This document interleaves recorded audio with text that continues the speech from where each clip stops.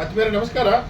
August 15 ಅಂತ ಅಂದ್ಕೂಡಲೇ ಭಾರತ ದೇಶದ ಸರ್ವ ಜನಾಂಗದವರಿಗೆ ಒಂದು ದೇಶದ ಹಬ್ಬ. ಆಗಸ್ಟ್ 15 ಸ್ವಾತಂತ್ರ್ಯೋತ್ಸವ ದಿವಸ.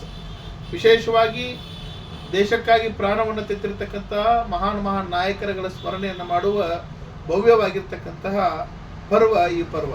ಅಂಥದ್ರಲ್ಲಿ ವಿಶೇಷವಾಗಿ ರಾಷ್ಟ್ರೀಯ ಧ್ವಜ ಬಹಳ ಗೌರವಪೂರ್ವಕವಾಗಿ ನಾವು ಧ್ವಜವನ್ನು ಹಾರಾಡಿಸ್ತೇವೆ. ವಿಶೇಷವಾಗಿ ಎಲ್ಲರೂ ನಾವು ಕಳಕಳಿಯಾಗಿರ್ತಕ್ಕಂಥ ವಿನಂತಿಯನ್ನು ಮಾಡ್ಕೊಳ್ಳೋದು ಏನಂದರೆ, ಆ ಧ್ವಜಾರೋಹಣಕ್ಕೆ ಮೆರುಗು ಬರಬೇಕಾದ್ರೆ, ಆ ಧ್ವಜಕ್ಕೆ ಗೌರವ ಬರಬೇಕಾದ್ರೆ ನಿಜವಾಗಲೂ ಖಾದಿಯಿಂದ ನಿರ್ಮಾಣ ಆಗಿರ್ತಕ್ಕಂಥ ಧ್ವಜವನ್ನೇ ಧ್ವಜಾರೋಹಣ ಮಾಡಬೇಕು ಅಂತಕ್ಕಂಥದ್ದು ಕಳಕಳಿಯವಾಗಿರ್ತಕ್ಕಂಥ ವಿನಂತಿ. ಆತ್ಮೀಯರ, ವಿಶೇಷವಾಗಿ ಜಮಖಂಡಿ ನಗರದ ಖಾದಿ ಭಂಡಾರದಲ್ಲಿ ಈ ಸಣ್ಣ ಪ್ರಮಾಣವನ್ನು ಹಿಡ್ಕೊಂಡು ದೊಡ್ಡ ಪ್ರಮಾಣದವರೆಗೆ ಖಾದಿಯಲ್ಲಿ ನೇದಿರ್ತಕ್ಕಂತಹ ಧ್ವಜಗಳು ಈ ಜಮಖಂಡಿಯ ಬಸವಭವನ ಮುಂದೆ ಇರ್ತಕ್ಕಂಥ ಖಾದಿ ಭಂಡಾರದಲ್ಲಿ ಸಿಗ್ತವೆ. ದಯವಿಟ್ಟು ಸರ್ವರು